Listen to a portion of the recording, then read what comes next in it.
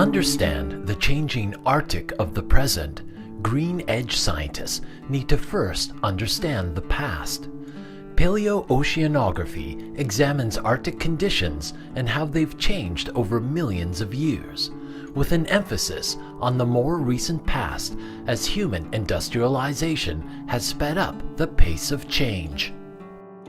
On sait pertinemment que le climat, alors à l'heure actuelle on est dans une période de réchauffement, mais il n'y a pas si longtemps que ça, on a connu aussi d'autres périodes de réchauffement. 55 million years ago, the Arctic surface temperature was 18 degrees Celsius, and it's fluctuated ever since. Today, the Arctic is warming 100% faster than the global average. Since 1979, satellite imagery shows that sea ice coverage has shrunk 15% in area and 40% in thickness. The first part of the puzzle is to study the historical behavior of phytoplankton blooms.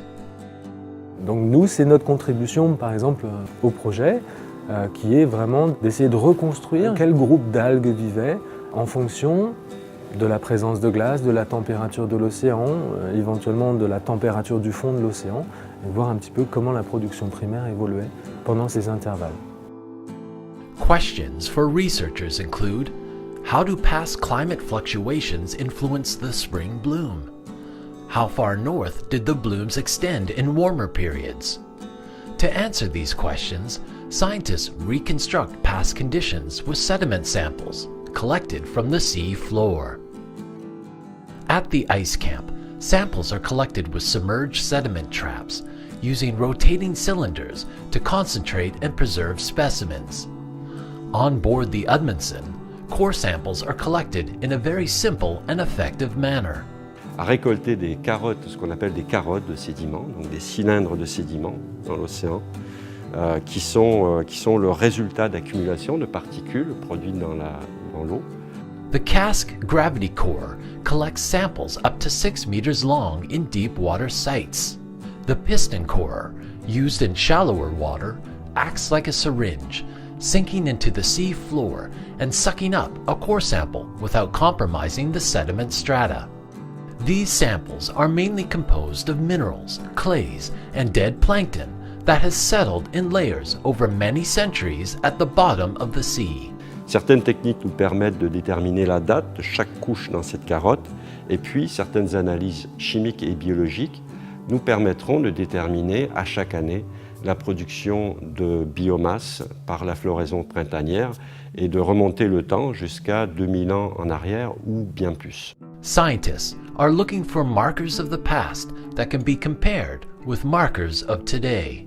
Un biomarqueur, c'est une molécule organique qui va être indicatrice de certaines choses, d'un certain environnement.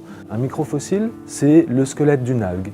Pour une diatomée, par exemple, qui est une algue bien particulière, qui est toute petite, on va appeler ça un frustule. Et donc il y a des gens qui sont spécialistes des diatomées fossiles, et donc ils vont étudier l'abondance des frustules dans les sédiments, et qui vont être capables de dire « Ah, à telle époque, il faisait plus chaud parce qu'il y avait plus de telle espèce ». On peut utiliser ces bivalves pour regarder dans le passé. Un peu comme sur un arbre qu'on coupe, et donc sur la coupe on peut voir des bandes, des anneaux de croissance.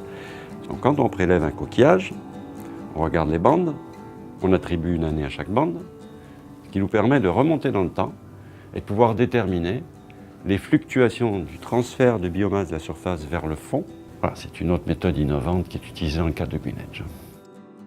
By using biomarkers from the past in seafloor sediments, green edge scientists can better predict how the Arctic will behave in the future to the changing climate of today.